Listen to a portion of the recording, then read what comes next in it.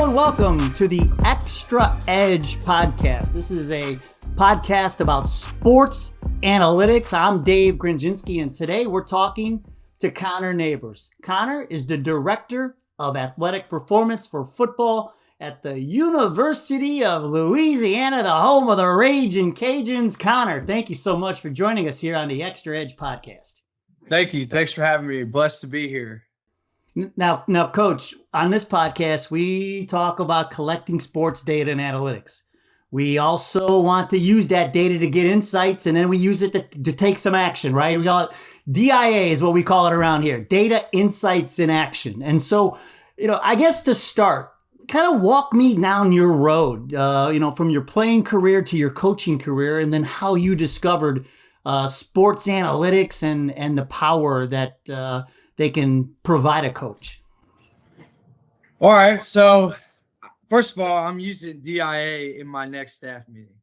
All right. Just so we're clear. Well, I'm originally from Huntsville, Alabama. Grew up the biggest Alabama fan you could ever imagine. And when I finally started getting recruiting in football, a little undersized, wasn't the fastest, wasn't the strongest, wasn't the biggest, but I got a PWO at LSU, and I took that, and I immediately learned that DIA was going to benefit me because we had a roster spot open for fullback. I walked on as a linebacker.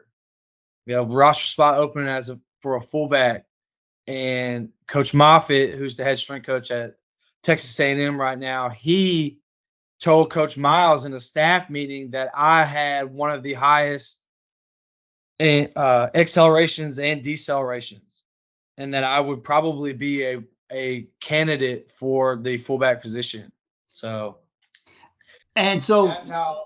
So there, so even and what you're talking, like somewhere between 2010, 2014, when you're at LSU. That was my freshman summer there. Yeah, when they made that switch. So at the end of that summer, I had a meeting with Coach Miles, Coach Chavis, who was the defensive coordinator at the time, and why I went to LSU as a PWO, and myself, and we sat down and talked, and they gave me the opportunity to make the decision on my own, and said that I would see the field earlier. So as a preferred walk-on, it's the data that actually helped you get on the field. Yes, sir. Yeah, so I actually played in the first game against North Carolina in the Georgia Dome as a true walk-on freshman. Wow.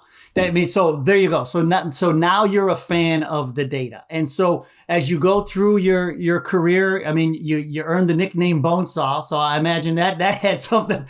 Did that have to do with the data too?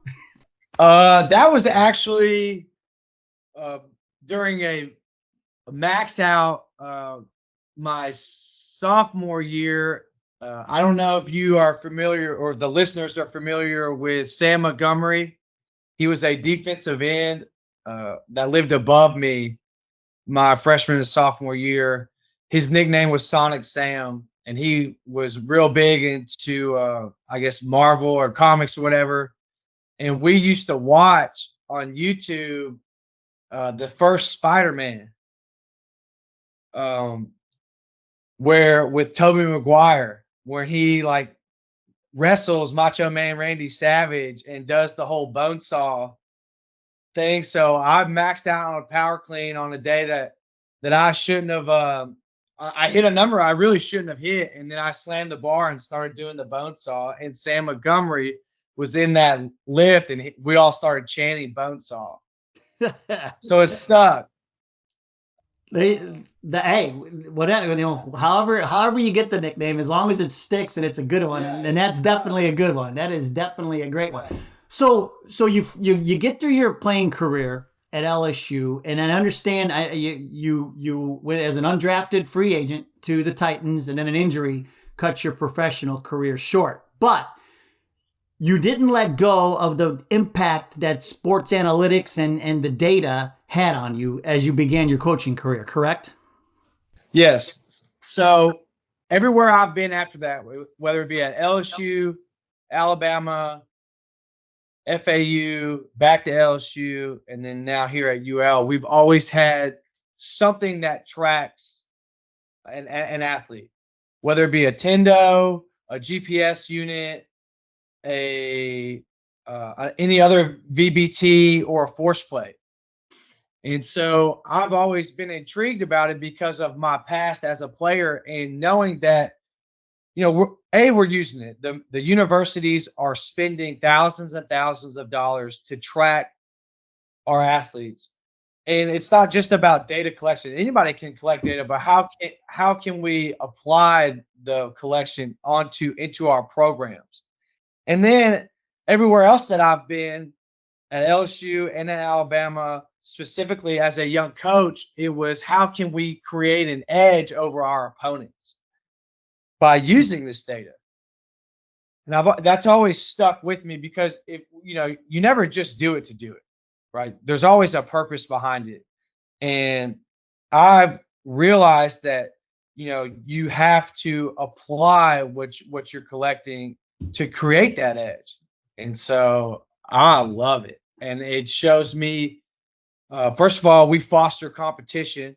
We send out all of our numbers within, whether it be on the force play or on the KINEXON data. Who's the fastest, who's the most consistent, who's giving effort. You can't peak every day, but you can give 100% effort, and you can see guys, and you can call them in, like, hey, what's up? What's going on? Why aren't you giving us everything you got today? And I love it. I can't get enough of it. And I put a lot of stress on my staff, and I'd like to give them a shout out. My staff is unbelievable. And they do an incredible job of giving me, what I ask of them in return. So it takes a lot, and there's a lot of times where you're looking what we like to call the matrix. You're just coming through data, but you can also get lost in it. But so we try to keep it to the KISS method. And I've heard you mention that before, and so let's talk a little bit about that. Like, one of the things that we like to talk about around here is the metrics trifecta. And so if I'm a coach coming to you and I'd say, Coach, look, I'm thinking about doing this, but man, oh man, there's all these metrics, there's all these things that I could I don't even know where to begin. Do you have like a top 3 that you would tell people where to go, tell other coaches where to go, where to start? Yeah, I would start specifically with KINEXON, the accumulated accelerative load, or just the entire load of your session. Then I would go into the load per minute, or mechanical intensity, really, for lower body stress, for the density of your session. And then I personally like to look at speeds. Are we hitting certain speed thresholds because of hamstring and soft tissue resiliency? So those are the things that I like to look at specifically in each session that we do, because we're trying to reverse engineer practices, a game week, and more specifically the hardest week of camp. And then how can we recreate, the undulation of season to where we're peaking at the right moments in season. So when you talk about your metrics, and I've heard you say in other interviews that in football specifically, the combination of acceleration and deceleration is pivotal because it's just so unique. It's so unique to the sport. Can you talk a little bit about that and how you track that and how, I guess, those metrics have evolved for you over the years? So in the sport of football, you have more accelerations than decelerations for skill positions in most cases. So football is an accelerative sport. If you got a wide receiver that runs a go route, he may go 50 yards down the field, hit maybe anywhere. And hopefully he's catching the ball and scores a touchdown. He hits a new max velocity. Let's hope. That's not always the case. But he's not going to have an abrupt deceleration. He's going to have a long decel. So that high intensity acceleration is what we're really looking for. And the decels, they don't always match that for skill positions. Now, when you get into the mid-skill positions, let's say linebackers, tight ends, they will have just as many decelerations as accelerations. And then when you get into like O-line, D-line, those guys will have as many accelerations and decelerations, not as a higher threshold, but they're getting them. And their change of direction is a lot different. And their skill positions are a lot different. Like those guys need to be stronger than everyone else does, whereas like skills, they need to be more elastic. So because they have to overcome inertia every time, most positions, especially the O-line, and which is the hardest position, by the way, I will say, because everything happens behind you. We track those on a daily basis for practice, and then once we see what would they have for, like, let's say a whole week of practice, then we start implementing them with progressive overload from January all the way up to the start of fall camp in August. And so it's a long progression. It's about 6 months. And that's one of the keys here, right? This isn't something where you apply analytics or you start collecting data on your team and it's like, a day or two or a week later, you're going to know things. This is about you build those thresholds, right? And then you kind of know what you're looking at. This is a process, right? Right. Yeah, it is a process and a long process. Unfortunately, there are times where, you get the data or you get the system, whatever it may be, and then all of a sudden people start asking questions. Well, how can we do this? How can we do that? What are we doing wrong? And it's like, well, let's just pump the brakes here. If you're looking for a problem, you're going to find it. Let's collect data. Let's look at it. Let's understand what we're looking at, and then apply it when we can apply it. One of the things I think that's very interesting that you said is that with the data, you take the emotion out of the game. Can you talk about that? Right. Yeah. So it's objective. And so when you sit down, especially with coaching staffs, there are times where some people, and I've been a party to it, you can feel attacked because like what you're doing or what we're doing may be part of the problem, depending on what you're looking at. And it's like, well, hey, take the emotion out of it, check your ego in at the door. What am I doing that may be I can pivot from? If we're I did it this offseason already. We had a max velocity day on a Monday. We're in the indoor.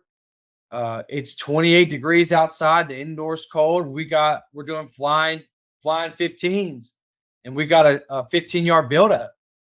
Well, we're progressing up to that. The first flying 10s, they didn't look good. Guys are starting. They don't look like they have a good lather because it's so cold. But we're fighting against time per NCAA rule. So I'm in it. We're looking at the data, and I see it as a coach. But then we look at the data and it's like, hey, well, we're not doing that today. Cut it now, because the last thing I want to do is go into a staff meeting and have an injury report where we've got our best athletes sidelined in one of the most critical moments of general prep. And I can't do that. So taking the emotion out of that, for me personally, it was like, hey, do you want to keep your job? All right, cool. Let's pivot. And you know what? The athletes never know. Yeah. They'll never know. And so, when you're looking at the data, has there, and you don't have to name names, but you can if you want. First of all, what kind of system are you using now? Because there's so many different types of things out there. There's LPS, IMU, there's GPS. What type of system are you using? So currently we are using the KINEXON LPS system indoors. Our entire indoor is wired with that. we are using around 100 units for our athletes in the indoor. And then once we transition to spring football, we will use both LPS and GPS units because we go indoors and outdoors. So our football team has both LPS and GPS units. Okay. And so, and when you're collecting the data and you're looking at it, and again, you don't have to name names. Has there ever been an instance when you can look back and say, man, kind of like your situation, the data made the difference for you. The data is what got you onto the field. But do you look at it and say, wow, look at the number of soft tissue injuries are going down, or this guy would have never seen the field if it wasn't for, the hard data for us to look at. Do you have any examples like that? Have you seen that happen as a coach, like it happened to you as a player? Yeah. So our training staff, athletic training staff, does a end of the year injury report. And this year, our availability of our roster at any point in time was 90% availability. And soft tissue injuries went down significantly. I can't give you a number right off the top of my head. I think maybe two people missed games because of a hamstring strain. And one of the kids missed a game because he had a hamstring strain, knew he had a hamstring strain, but wanted to run down on kickoff anyways. He wasn't very good after the first rep, but it meant something to him. So, and that is from the buy-in that we have because of the competition that we fuel with the units that we use. And so do you credit, is it the off-season workouts connected to the data, or is it all encompassing all year round? Can you kind of walk us through? Yeah, I would say it's all encompassing because I sit down with the coaching staffs. I sit down with the head coach if I ever see a problem or validate everything that he is doing as our head coach. Like, hey, yeah, stay the course. What we're doing is great. Or, hey, coach, this is something that I noticed. And it's a lot harder. It's a lot harder to go to the head coach and make a significant change because that's not what you want to do anyways. You can make a significant change by small changes over time. So you could be the same thing, but it's completely different. So do you have an example of something you saw and then you said, okay, we need to change this a little bit, and then did it contribute to whether it's the soft tissue injuries going down? Do you have an example like that? Yes. So an example that I can share with you is at some point during in-season practice, we had a few guys that had heavy legs and they couldn't figure out why. The players couldn't. And they were telling their position coaches that they were, like, my legs feel heavy. I'm not exactly sure. I'm doing everything. First of all, I'm eating, I'm sleeping, and I'm doing TLC recovery in addition to everything that's asked of me. And a lot of that, the coaches were scratching their heads, and I'm like, well, listen, look at what this guy is doing. Here's the mechanical intensity that this guy is giving, and it's through the roof. Maybe since this guy is giving so much effort daily and we're able to track it, because we had a previous system that couldn't track that. That was one of the main reasons that we chose KINEXON, was because we could bug the indoor, get indoor, outdoor, and it showed us the mechanical intensity of lower body stress. That was a huge selling point for me. And I went up and talked, and I had the talks with the position coaches, like, this guy's giving great effort daily. Maybe you should monitor his reps on a lot of things that he already knows and has shown this week. So when Tuesday, Wednesday, Thursday rolls around, you're not running your own racehorse in your own backyard. So when game day comes, comes in like he's ready for the Kentucky Derby. Well, it's so, your story reminds me, I played football in high school. I did not play. I played baseball in college. But I just remember one time, double sessions, one of the linemen were running ladders, and Coach Al Hodakovic, God love him. He's one of those guys that you have these coaches throughout your life that just inspire you. And Coach Al is the best. Well, this kid were running ladders, and I just remember he said, he just wasn't running as hard as Coach wanted him to run. And Coach said something to him, and the player's like, "But Coach, my legs are raw." And Coach Al said, "Well, you better cook those suckers up." And I just think back to those days where you're just flying, it's just, you had nothing to back up anything, right? You had nothing, it was just what you saw. You saw a kid, and then now you're thinking, okay, well, he's dogging it, right? Now though, you can go to the data and you look and say, okay, well, actually, maybe he's not dogging it. Maybe his body's not letting him get to where we want him to go. I agree with that.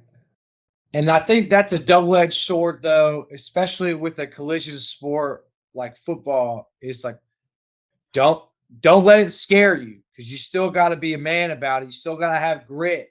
There's just a time and a place. There are times where you need to red line. No doubt about it.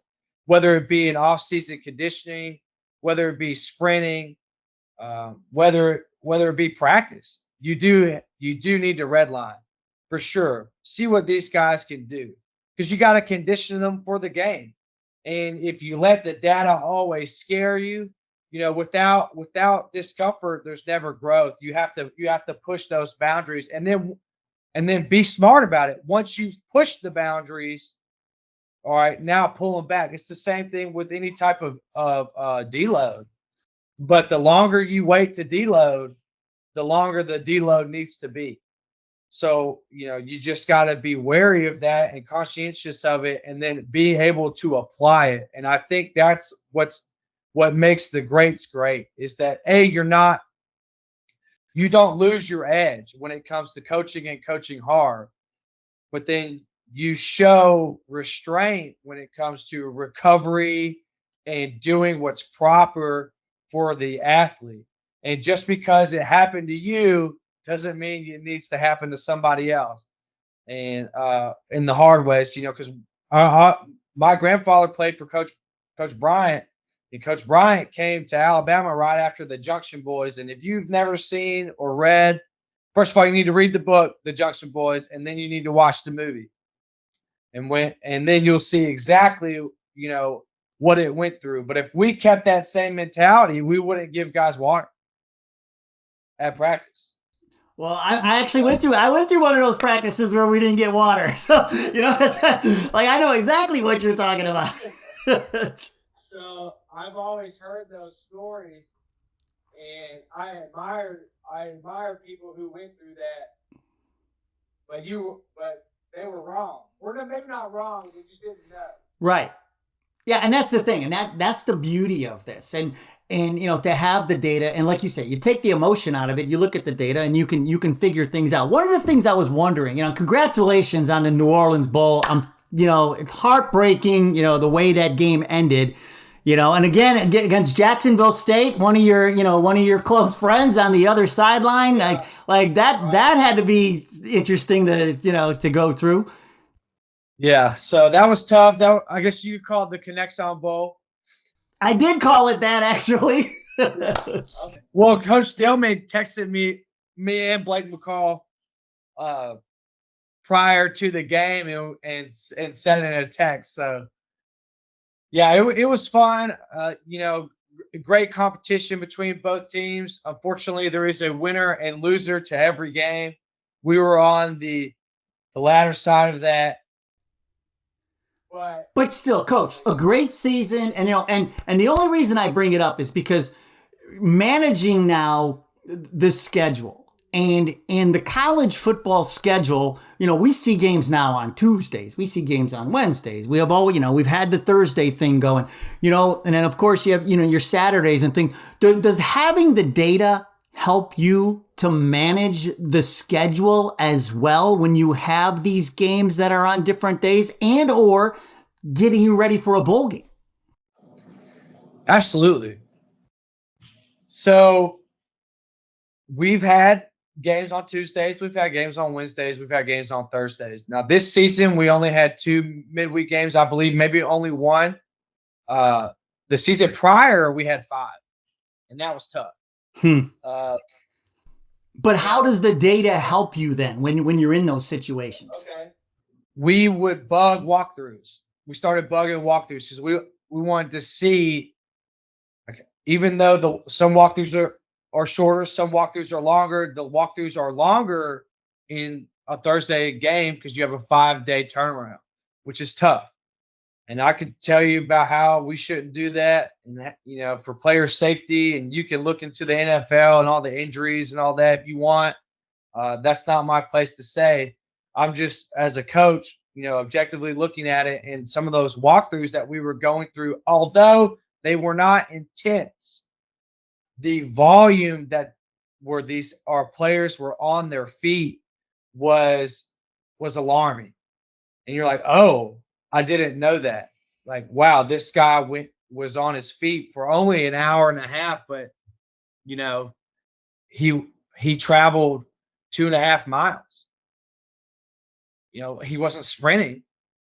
He almost didn't register, in any over 60% at any point in time of his max velocity. Which obviously it's a walkthrough, but you're like, well, how is that possible? Well, if you got a guy jogging from spot to spot, you'd be surprised how fast they can jog. Yeah. So that was I mean, that's eye-opening because that's something you're not, you wouldn't even, you didn't think about it, but with the data now, it's like putting tread on the tire. You got tread on the tire, but the tire's on the road, whether you're going 10 miles an hour or you're on the highway going 75, that tire's still losing tread. Right, exactly. So brought that up, and we did that during camp, and then I remember Coach Desmond was like, wow, I didn't think that a walkthrough would be like that. Let's keep that in mind for when we do play on a Thursday game this year. And so we applied that. The walkthroughs weren't as long. And then over the course of a season, that helps, all of your players now have a little more tread on their tire when you get to the end of the year, or you have these games with shorter weeks. Yeah. I mean, it was a no-brainer when you saw it, and then we applied it, and then guys were flying around on game day, and that's all you can ask for. Do you use this for recruiting? Absolutely. 1,000%. I think it's one of the biggest flexes that we have.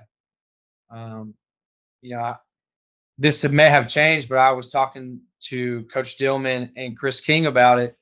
Hey, like, where do we rank in the KINEXON family when it comes to the amount of units that we have as a football team, but also as a university? And like, y'all are number one.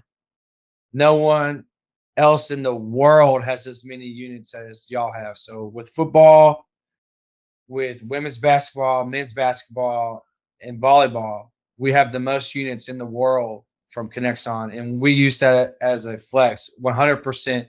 Because it shows exactly where our school aligns athletics and how much they are investing in our program, investing in the athlete. And I heard you say, you can tell parents, like, you'll know your kids will be safe here with us. And I was going to ask you about that, if other sports are using it. And while we're on the topic, are they seeing some of the same results as you are, whether it's with soft tissue injuries down or player availability up? Are the other sports seeing those types of developments as well? Yeah, absolutely. They come in here every day, and we have a big weight room. The entire staff's in here, and I'll go in there in their offices and ask them, how you doing this? How you tracking this? I think one of the biggest things, and I'm going to keep the sport out of it, but when they started tracking practices, it was, game after game after game. All of a sudden, It brings it to the attention of the head coach. It's like, hey, we played 3 games this week, but we're only scheduled for 1. And they're like, what do you mean? Show it to them. This is exactly how a practice is. This is why, athlete A has a pulled hamstring. Athlete B is, heard they're growing, and then all of a sudden those conversations arise. And over a course of a year, their entire practice plans have changed. And that's to your point, like you were saying before, take the emotion out of it. Look at the data and use it. Yeah, and our men's basketball team didn't lose a game last year at home and won the Sun Belt Conference Championship, and they're using KINEXON. So I can only assume that has something to do with it. I mean, it's the data, right? It's the data, and one of the things that, when you mention, the injuries and things, that's the other thing you can use the data for, right? When somebody does get injured, you can use them to get back onto the field or back onto the court, right? Right. Yeah. The return to play is significantly faster if you use your resources the correct way. Now, there are some things that you can't control, and you need to have conversations with your athletes. First of all, how did this happen? Was it something that I did? Was it something that you did? Or was it something that was inevitable? Well, when it comes to programming, make sure you have the proper programming based on the data that you're collecting. When it comes to the athlete, what time did you wake up? What time did you go to sleep? Did you eat today? Are you hydrated? All right. If you didn't do any of those things, then the finger, not to point fingers, but like there's some things that you can mitigate if it comes to a soft tissue injury. And then when it comes to the return to play stuff, you have those baseline testings. All right, let's see what we can do today. Let's let volume be the stimulus, and then crank up the intensity, after the acute injury has finally faded and we can start progressing back. And I think that with the data collection and the DIA application of it, we can get guys back on the field faster. Now, there are some things that you don't want to push, but when it's in season and it's crunch time, you got to use it to your advantage. And it's better to be aggressive and pull on the reins than to have to smack them on the back with, I don't know what the jock. Yeah, right. But right. Then they get them going. But yeah, I mean, the data, insights, and actions, that's it at play. Hey, but I love your ABC. Always be coaching. I love that. So you got your acronyms too. So I don't, I'm not going to sell you short. Hey, I think you're a good person to ask this next question. Since you've been using analytics personally and both professionally for the better part of 14 years now, what do you think is still missing? Is there anything that's still missing? Is there another step we can take, whether it be in football or sports in general, with the data or, the analytics and the insights you can get? I think that there's so much out there. The only thing that's missing is the amount of money that you're willing to spend to get it, because you have to make sacrifices. The perfect trio for me, strength and conditioning wise, is VBT, then it's force plate, and GPS. That way, there's no guesswork involved for what you're doing in the weight room and on the field. That being said, not every program can afford all that. So, A, you have to work within your budget, and then B, you got to find something affordable, because there are tiers to it. You get what you pay for, and you got to be smart by what you get and how you pay for it. But then when it comes to tracking, go ahead. No, I was just wondering, dude, how do you get an athletic director or a coach to buy into that? If or a head coach. Yeah. First of all, you got to win. And then you got to prove through the DIA exactly how you plan on winning and to keep winning. But it comes down to, if you want to be the best, you got to beat the best, and then you got to stay the best. And that comes down to evaluating talent and then developing talent. And you got to get them in the door. Once they're in the door, they're yours, and you can build them up. But you have to invest in the athletes. You have to invest in the athletes. Well, what advice would you give? Like, let's, like you're looking at that budget. I mean, is it something where you could recommend to a coach, like, hey, start small. Like you can't get 100 units like we have. Start small, and just so you can kind of build that burden of proof. Yeah, absolutely. I would. The best thing that I would do is I get emails every day.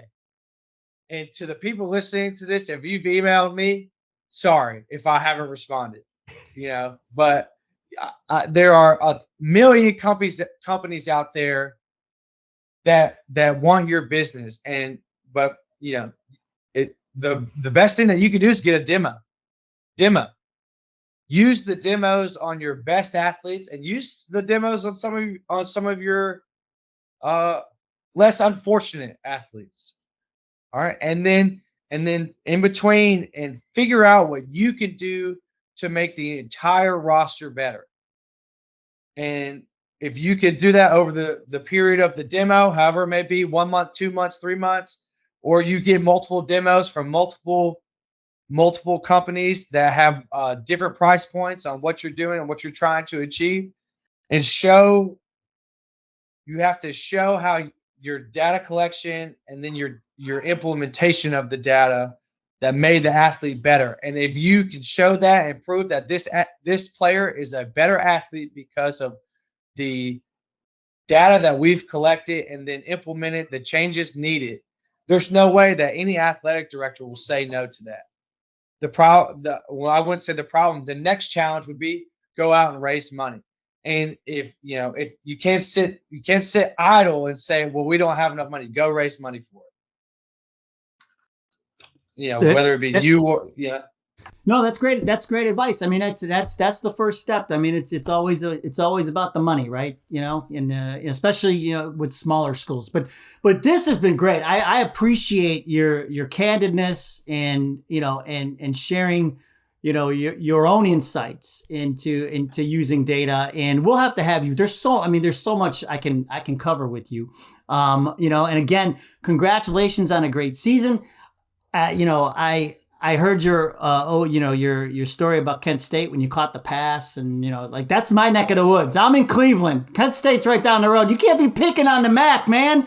Like, come on, But that's a great story. And then the other great story was when Odell tackled you when you thought you were going to score a touchdown. Yeah. All right. So I have to correct that. He didn't tackle me. He just got in the way. I watched that play the other day, so I would give Odell the benefit of the doubt. My bad, brother. You didn't tackle me. We just ran into each other. Well, and then the funny thing about the Kent State is that they tried to throw. I don't know if I said this the last time, but they tried to throw me the same play the next play, and I was gassed, and I didn't get open. So they should have checked the data. They would have known, right? And then they could have taken action. That's great. But those are great stories. And I hope one day we can sit down in a bar in Louisiana, and I can pick your brain and hear about all those great stories and playing for Les Miles and all that. But we appreciate you taking. It's Mardi Gras right now. If you make it down the next couple of days, we might be able to get you some beads. Oh, I've been to Mardi Gras once. I know what happens there. Bring a diaper. I know that. That much I know.